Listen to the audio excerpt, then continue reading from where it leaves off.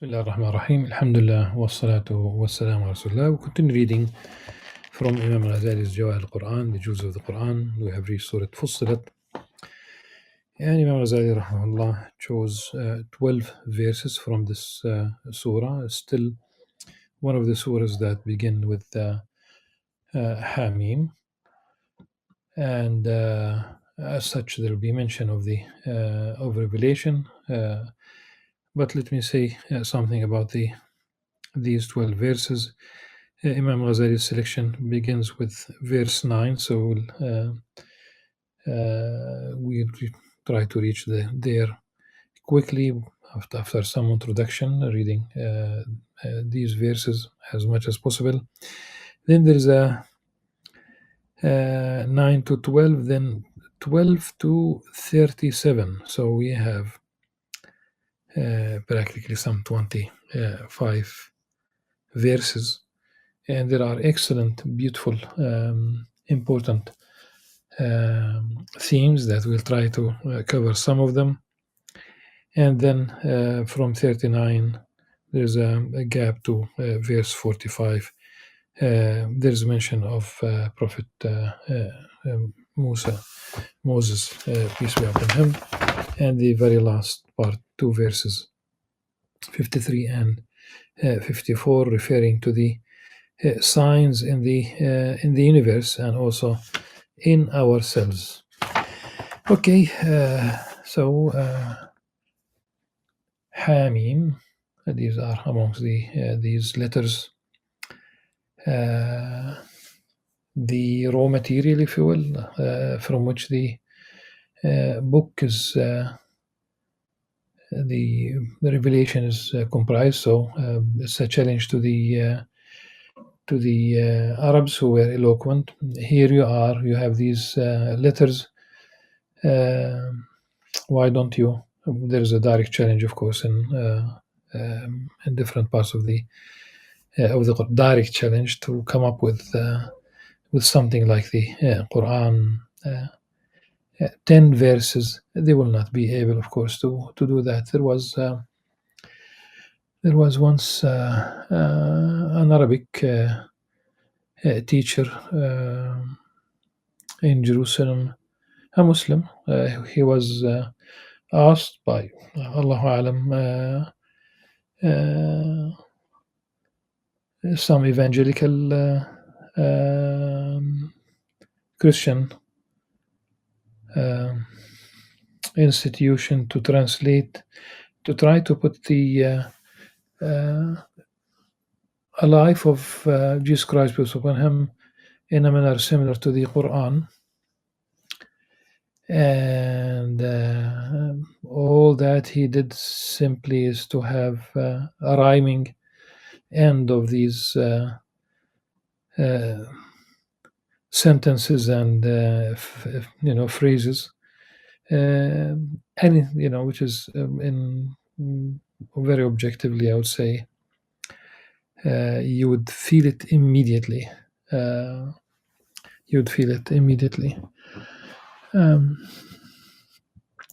I would say, I don't know whether what I'm going to say is catches the spirit of what I'm trying to say. It's just like someone who has the ingredients to make a cake, and he or she, of course, never made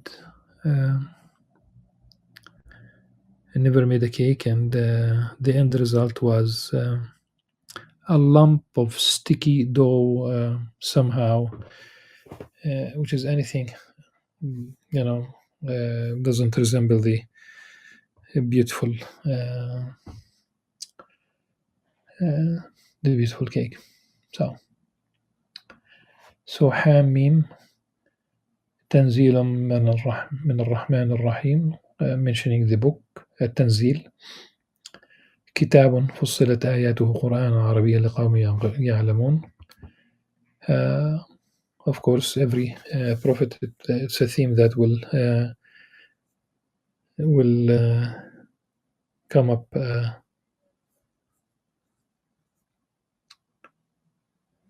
later on. Um, every messenger, to be more accurate, was sent to his people with the, using their language. بلسان قومه. So in this case, it is Arabic and not intended only for the Arabs, because uh, prophets were sent to, in particular, to their own people. Here we have a universal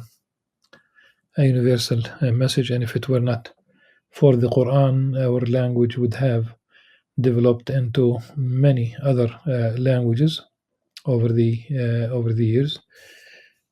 Just try to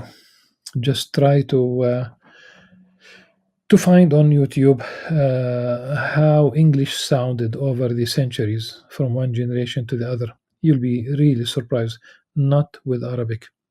We read exactly the way they have read 1400 years ago. We speak Arabic the way they spoke Arabic even before that. They still in the Arab world teach pre-Islamic poetry to children, and we read it exactly. It sounds exactly the way it sounded then. I remember reading pre-Islamic poetry with our eldest son in Boston, and he was in elementary school, so he went to public school. But I read with him at home pre-Islamic poetry, and he understood. He understood the poetry. I remember this very well, and this was around 1988, 89, maybe a little bit after that. So it's the Quran as the last phase of that linear history of revelation. It was revealed at that particular time. Humanity was ready for the final message. It's not without challenges. We know this very well. No prophet was ever accepted with open arms. And people were not euphoric. It's the other way around. They mocked him, they verbally attacked him, and ultimately they planned to kill him, sallallahu alaihi wasallam, with a zero-sum game intention behind these wars, because it was the Meccans who went all the way to Medina. We talk about Badr, surrounding Medina, on the way to Medina. You talk about Badr, you talk about Uhud, you talk about the trench, until they were defeated. Subhanallah. And there's something really, the Muslims became a strong community, and there was no need even to fight when the Mecca was conquered, and there was a general amnesty. Just compare what the Islamic war ethics with what we are witnessing today. The verse number 9, which Imam Ghazali, that's the first verse that Imam Ghazali selected. Ask them, O Prophet, ask them. Of course, O Prophet, this is ask, qul, say to those people, to those non-believers, how can you disbelieve in the one who created the earth in 2 days? How can you set up equals with him? That is the Lord of all worlds. قل إنكم لتكفرون بالذي خلق الأرض في يومين وتجعلون له أندادا ذلك رب العالمين. He placed on the earth firm mountains. We'll go back to the notion of whether it's firm, or of course they are firm, but let's see whether there's another meaning on the level of the etymology, rawasi. He placed on the earth firm mountains, standing high, showered his blessings upon it, and ordained all its means of sustenance, totaling 4 days exactly, for all who ask. Now, وَجَعَلَ فِيهَا رَوَاسِيَ, of course, this is about the mountains. It did not use the word jibal. Elsewhere in the Quran, these mountains were described as awtada, pegs, P-E, peg. Basically, you can use it, for example, to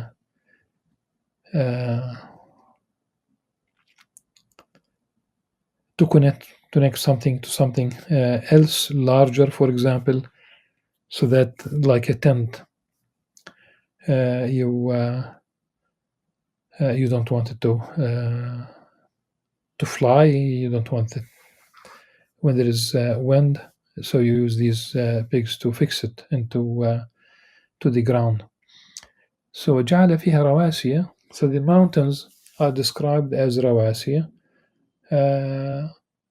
And remember, the word mirsa in Arabic is like the word anchor in English. So a ship would lower its anchor so that it will stay in place. Mature, will stay in place. We know that these mountains, they look like cones.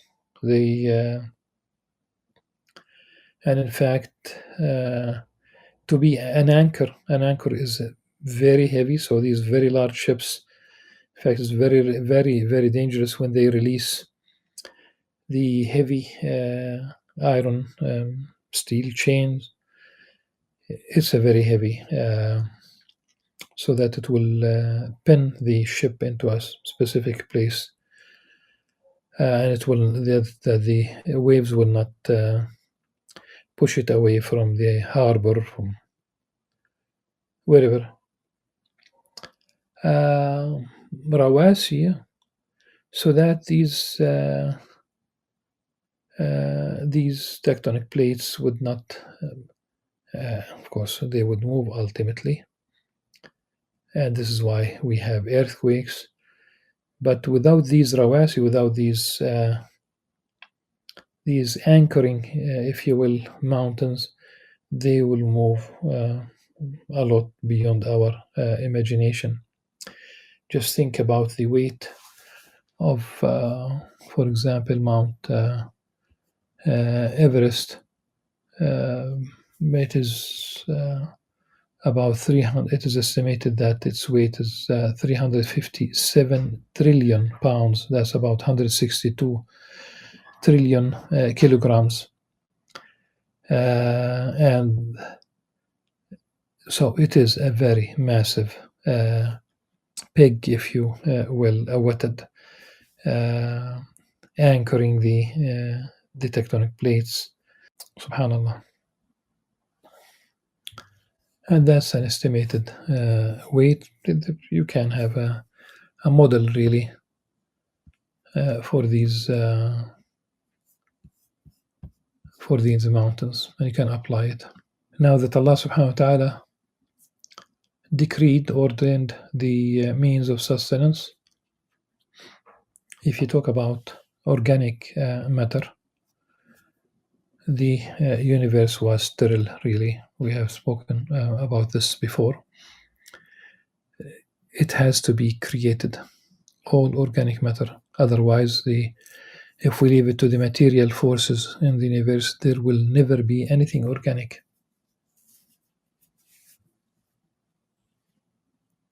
It is really silly to think that dead matter could have a will of its own to evolve into this, subhanallah, to this human being with 100 billion neurons in his hairbrain. How could that be? Then ثم استوى إلى السماء وهي دخان فقال لها والأرض ائتيا طوعا أو كرها قالتا أتينا طائعين. Then He subhanahu wa ta'ala, Allah subhanahu wa ta'ala, turned towards the heaven when it was still like smoke, dukhan, saying to it and to the earth, submit willingly or unwillingly. They both responded, we submit willingly. If we read the next verse, because it's important. So He formed the heaven into 7 heavens. So from that state of being smoke, dukhan, assigning to each its mandate, and we adorn the lowest heaven with stars like lamps for beauty and for protection. That is the design of the Almighty, all-knowing, omniscient, subhanahu wa ta'ala. Now, وهي دخان, in that state of smoke, we talk about the early phase of the universe being in a gaseous state, and that's not the very, very, very beginning. There's a stage before that when the universe was, it is described like material soup, so the no atom was formed. Then we have hydrogen, later on carbon, oxygen, etc. So it's a gaseous state, and I understand this could be a conjecture, but inshallah, this might shed light on the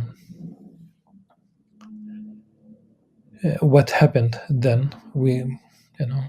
Scientifically, scientists discovered an early gaseous cosmic gas, cloud that goes back to pretty, relatively speaking, so it's like 13 billion years old cosmic cloud, though it is it is old enough, it might shed light, of course, hopefully, on the early formation of the universe. So that was formed then 13 billion years ago, and it's still in that original state of being gaseous. And then we have the heavens, we have the earth, and it's really part of both of them, because this is really our globe, our blue planet is part of the universe. So between 12, now that was verse 12, so now between 12 and 37, what do we have? If they then turn away, then say, O Prophet, of course, there's in brackets, I warn you of a mighty blast, like the one that befell Ad and Thamud. As for Ad, Allah subhanahu wa ta'ala sent as a punishment ريحا فأرسلنا عليهم ريحا صرصرا في أيام نحسات لنذيقهم عذاب الخزي في الحياة الدنيا والعذاب الآخرة أخزى وهم لا ينصرون. ريحا صرصرا, it says here that we sent against them a furious wind. Okay. I think elsewhere, of course, in the Qur'an, we have, of course, here we have rihan sarsaran. We have, it's the effect of that wind.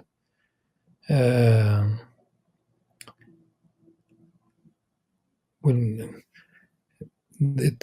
the end result was they became like the trunk of a palm tree.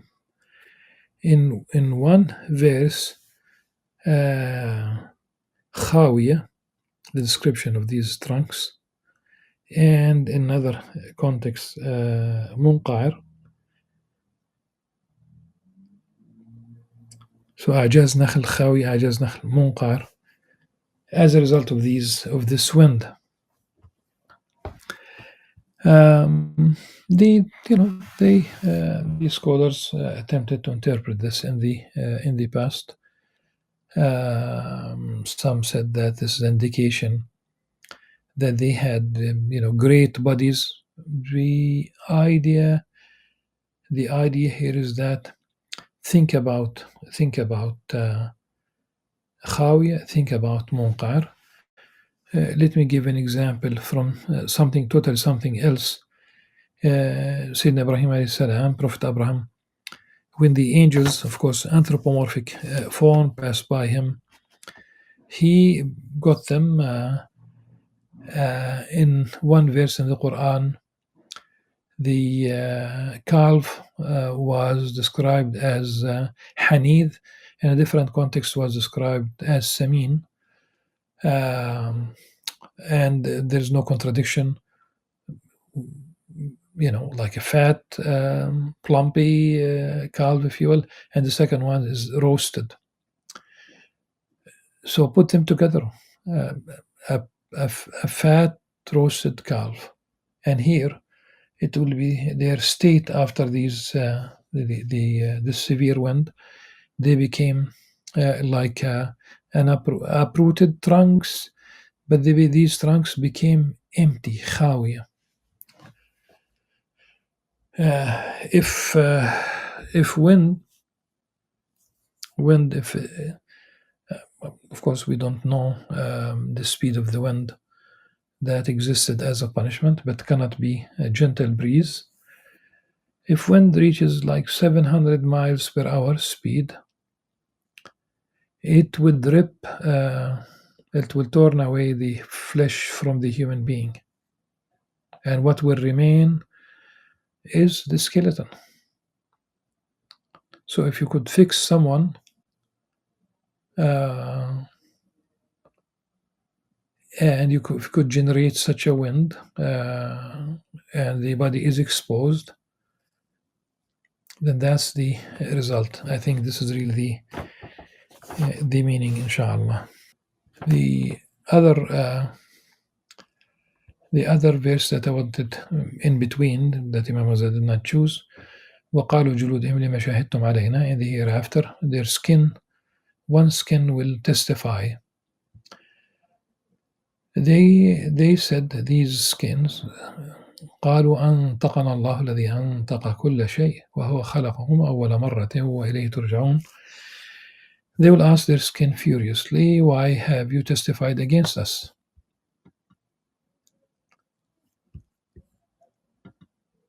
They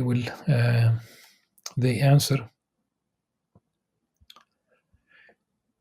we have been made to speak by Allah, who causes all things to speak. He is the one who created you the first time, and to him you were bound to return. Okay. You did not bother to hide yourselves from our ears, eyes, and skin to prevent them from testifying against you.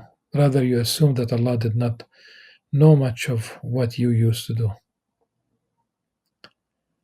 Allah subhanahu wa ta'ala knows every single thing, but this witnessing.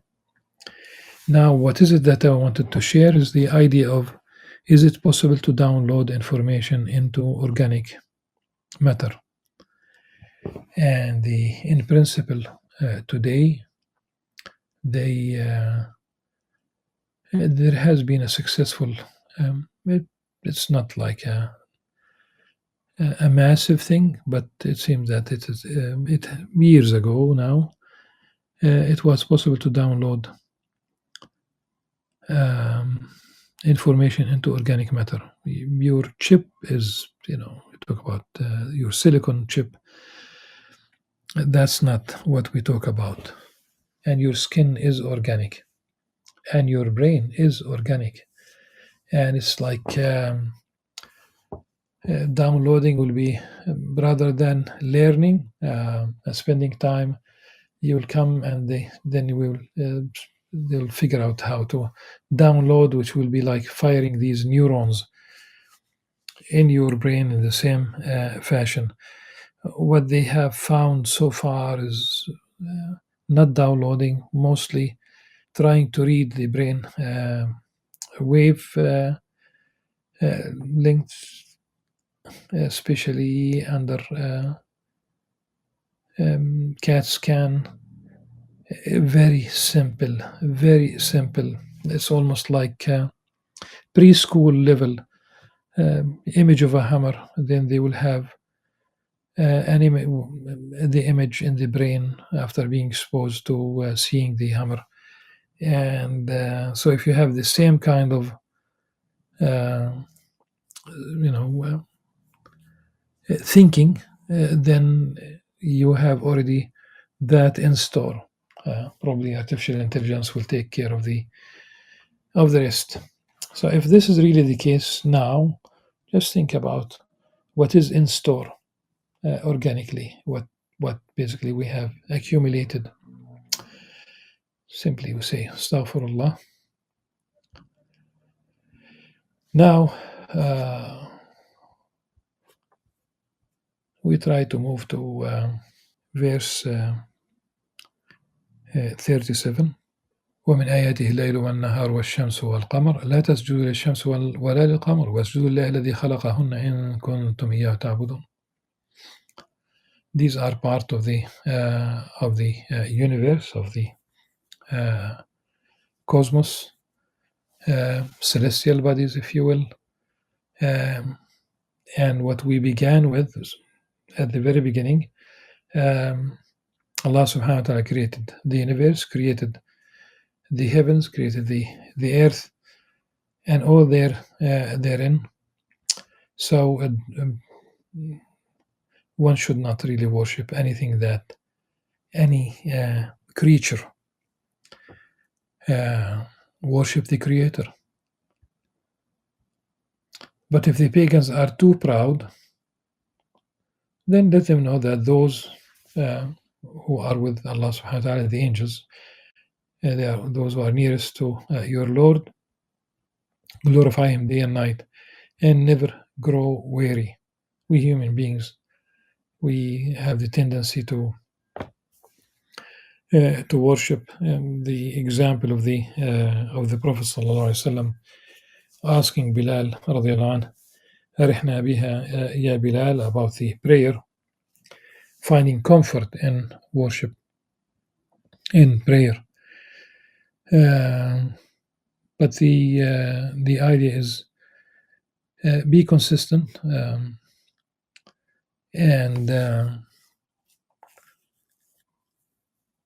there should be life. So your prayer itself should be vivid. One should be God conscientious when he or she prays. Indeed, those who abuse our revelations are not hidden from us.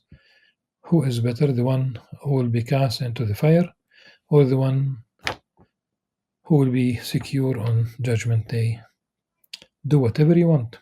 He is certainly all-seeing of what you do.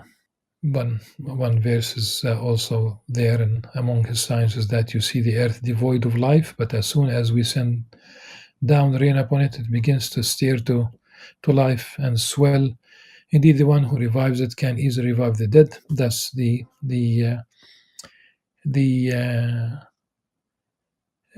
analogy, obviously, but people should pay attention to these natural phenomena that we are surrounded by this all the time. Then we have the narrative shifts to Sayyidina Musa alayhi salam. Indeed, we had given Moses the scripture, but differences arose regarding it. Had it not been for a prior decree from your Lord, their differences would have been settled at once. They are truly an alarming doubt about it. ولقد آتينا موسى الكتاب فاختلف فيه ولولا كلمة سبقت من ربك لقضي بينهم إنهم لفي شك منه مريب. You have the people of the Egyptians, the Pharaoh and his people, his entourage also, and and at least one of them was from the people of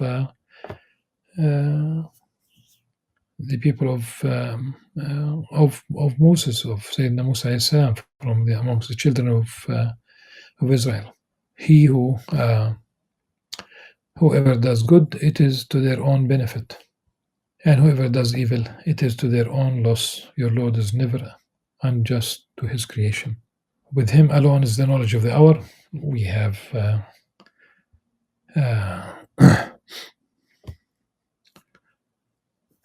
the Qur'an and also the hadith of Jibreel alayhi salam, asking the Prophet sallallahu alaihi wasallam about Islam, about Iman, about Ihsan, but he also asked him about the hour, the time of the hour, Sa'ah, and the answer came from the Prophet ﷺ is amazing. He told him, neither the questioner nor the questioned know about it. So neither you nor I know about the time.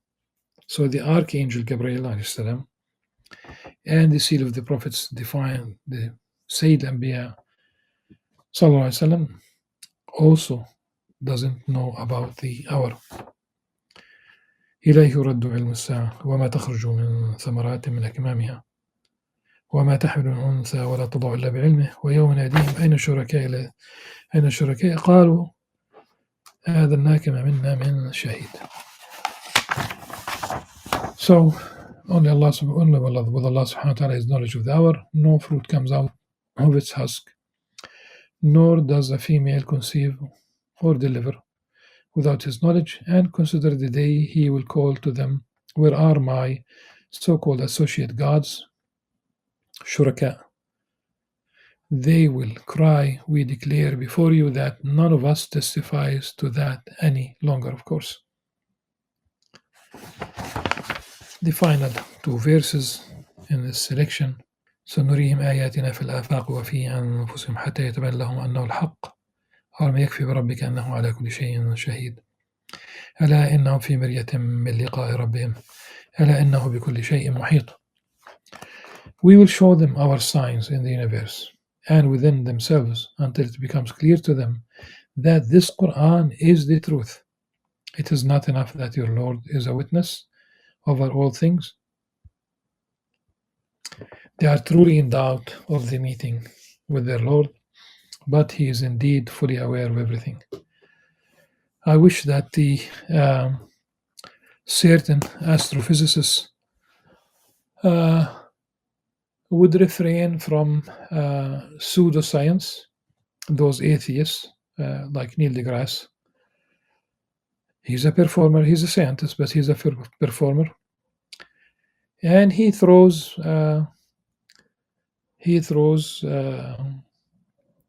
adjectives about the universe that these adjectives would be utterly rejected even by other scientists. Remember, probably you would know, if not, there was a school of physicists, philosophers called the Vienna Circle, the logical positivism. They would definitely reject Neil deGrasse comments as unscientific, pseudoscience. As I said, he's a performer, and you can see how he inserts these unscientific, adjectives, phrases, and that's not science. That's really, as I said, performance. Otherwise, he would see. They reject. He would see. He's a professed atheist.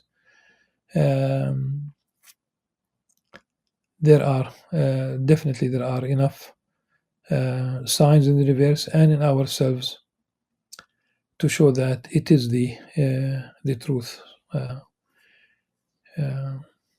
The Qur'an is the truth. Allah subhanahu wa ta'ala is the creator of this universe. This universe cannot exist on on its own.